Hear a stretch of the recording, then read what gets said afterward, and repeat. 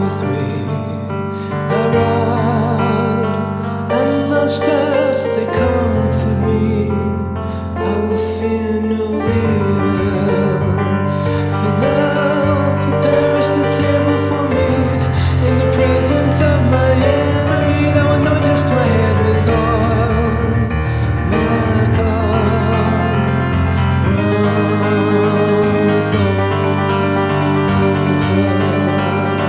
My cup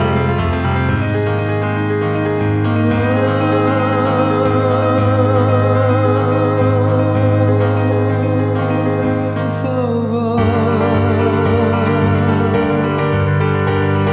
Surely goodness and mercy shall follow me all the days of my life, and I will dwell in the house of the Lord forever.